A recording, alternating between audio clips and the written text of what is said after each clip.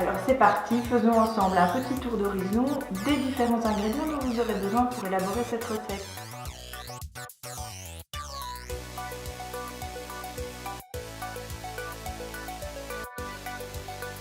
Nous sommes maintenant prêts à commencer notre recette. Pour ce faire, nous allons utiliser notre cocotte dans laquelle nous allons ajouter une cuillère à soupe d'huile d'olive.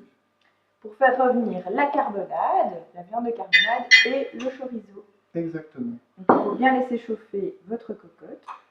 Une fois que notre huile est bien chaude, nous allons ajouter la viande à la préparation.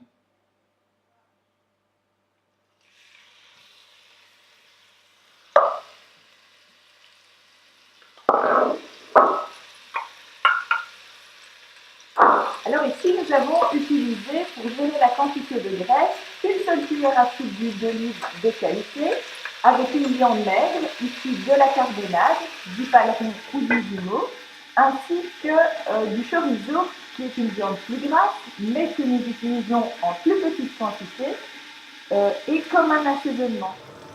Alors, une fois notre viande colorée, nous l'avons réservée sur le côté, et dans la même cocotte, nous allons ajouter l'oignon haché, les carottes, dont un morceau dans lequel nous avons piqué 2 clous de girofle et une gousse d'ail haché.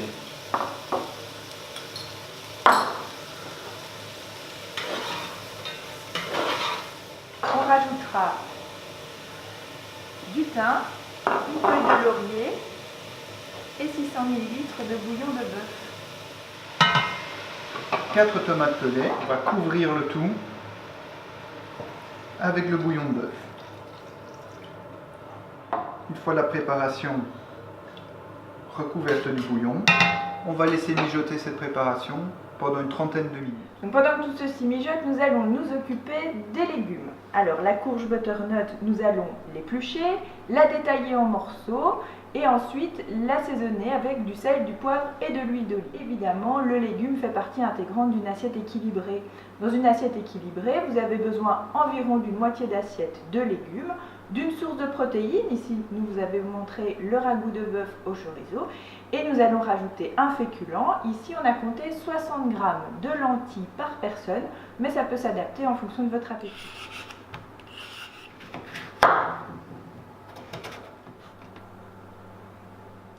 Une fois la courge détaillée et assaisonnée, on va la faire rôtir durant 20 minutes au four. Maintenant que notre courge butternut est au four, est en train de cuire, nous allons préparer les oignons grelots.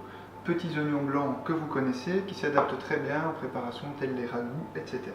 Pour adoucir leur goût peut-être un petit peu piquant, j'ai choisi de les faire cuire dans une eau sucrée, donc c'est un mélange d'eau et de sucre. J'ajoute mes oignons grelots et je vais tout simplement les faire cuire au micro-ondes pendant 4 minutes. Nous allons alors ajouter les lentilles que nous avons préalablement rincées à la préparation et nous sommes repartis pour 20 minutes de cuisson. Il nous reste à préparer la chapelure panko. Chapelure asiatique que nous allons mélanger dans 10 g de beurre jusqu'à l'obtention d'une légère coloration. On terminera par l'ajout du persil placidier. Alors, nos morceaux de courge sont cuits. Il ne reste plus qu'à les passer au moulin à légumes pour les réduire en purée.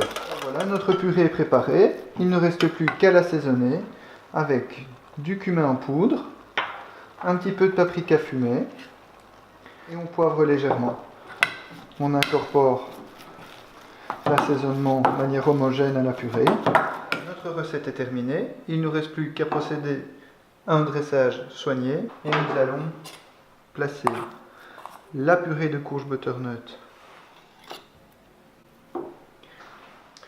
Nous allons ensuite ajouter notre préparation de ragoût dans laquelle on aura bien veillé à ajouter nos oignons grelots. Voilà.